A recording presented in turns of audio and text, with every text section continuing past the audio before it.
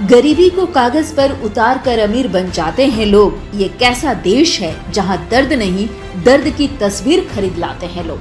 तो आइए आज दिखाते हैं ऐसे ही कुछ लोगों के दर्द, उन्हीं की जुबानी, जो पिछले 1 साल से कोरोना महामारी और लॉकडाउन के कारण परेशान तो थे ही, लेकिन आज उनकी परेशानी विकराल रूप धारण कर चुकी है, क्योंकि अब ये 2 जून की रोटी के लिए तड़पने लग गए हैं।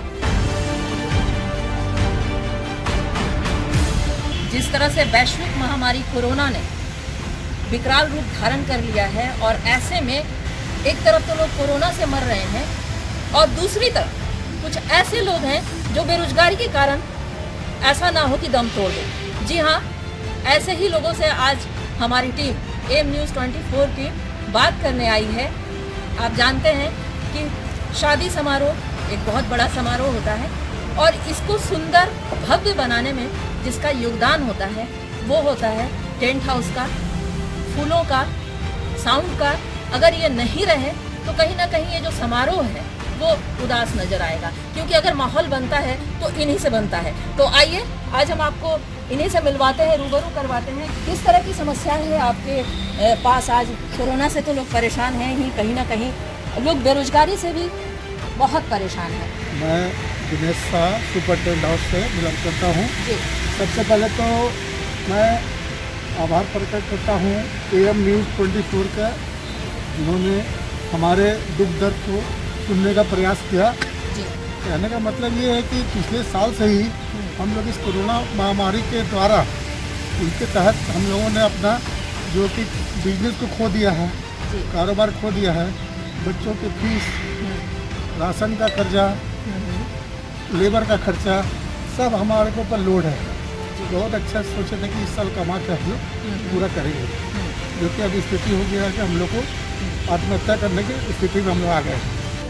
और हमारे साथ में बहुत सारे लोग जुड़े हुए हैं इस एक शादी घर के काम करने में। टेंट वाले से लेकर लाइट वाले, माइक वाले, डीजे वाले, बैंड वाले, फूल वाले, सभी लोग जुड़े हुए हैं और सबके कर्मचारी हैं साथ।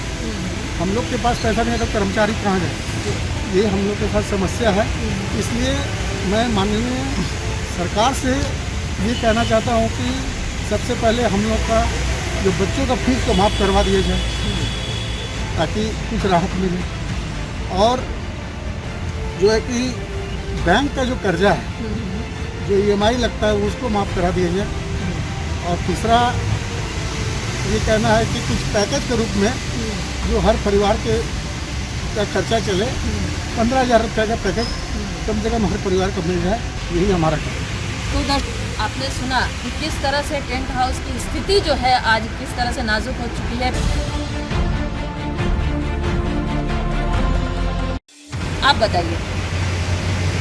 मैं तो ये चाहता हूँ कि ये जो सारी स्थिति अभी आ गई है, हम लोग के बीच में जो हम लोग तो ओनर है, हम लोग के साथ में जो वर्कर लोग रहते हैं, जो लड़के लोग रहते हैं, उन लोग का ही परिवार होती है। तो इसकी तो देख रेख करना होगा ना। उसके लिए हम लोग क्या करेंगे? सरकार तो कुछ कर नहीं पा रही है। सरकार तो ये बोली कि डायरेक्ट कि इतना तक लोग रहेंगे, इतने लोग से पार्टी चलाइए।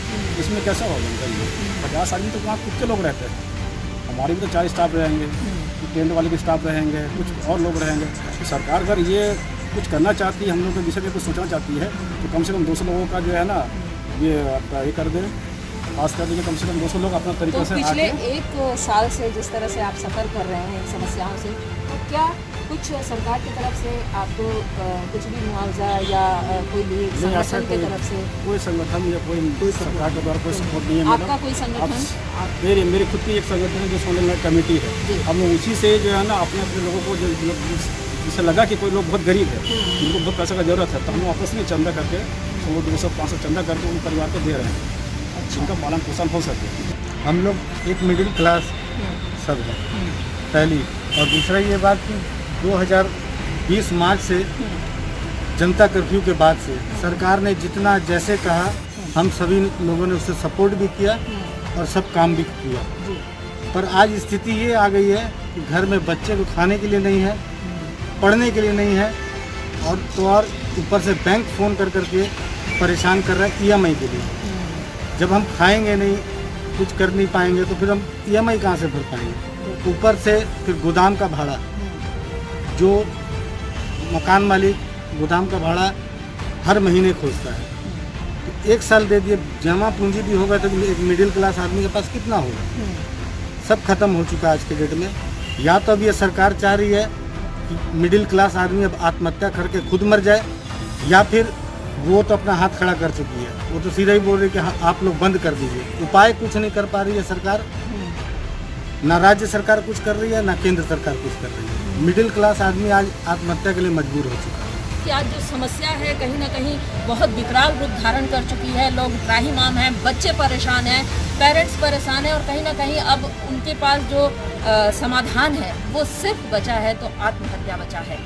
अब इस पर कोई ठोस कदम उठाने की ज़रूरत है सरकार को। हम लोग काम करने वाला, डेली खाने पीने वाला है, और हम लोग का सहारा सिर्फ टेंट हाउस है। और टेंट हाउस से हम लोग जीते हैं, बाल बच्चा पालते हैं, पढ़ाते हैं, सब कुछ।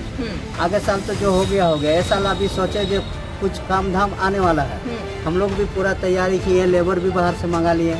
यहाँ का जो हम लोग मतलब सरकारी बिजली विभाग का जो हम लोग का जो बिल आता है स्कूल की, मतलब सरकारी में बच्चा हम लोग का पढ़ता है, वो भी हो गया बंद। अब क्या हुआ, इस सरकारी में बच्चा को पढ़ने के लिए भी तो किताब उताब जरूरत पड़ता है मैडम। हम 2 बेटा को पढ़ाई में छोड़वा लिए, क्यों? मेरा पास इनकम नहीं।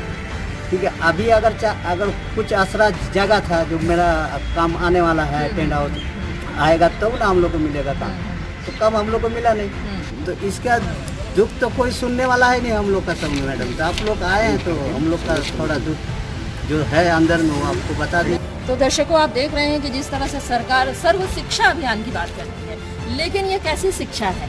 आज बच्चे किताब के बिना, स्कूल के बिना, उनके ट्यूशन छुड़ाए जा रहे हैं। बच्चे आज पढ़ना चाहते हैं, लेकिन जो पेरेंट्स हैं वो कहीं ना कहीं उनके हाथ बंधे हुए हैं, क्योंकि उनके पास पैसे ही नहीं हैं, तो वो पढ़ाएंगे कैसे? ये सोचने का विषय है। और ऐसे ही कुछ मुद्दों के साथ AM न्यूज़ की टीम फिर आपसे रूबरू कराएगी।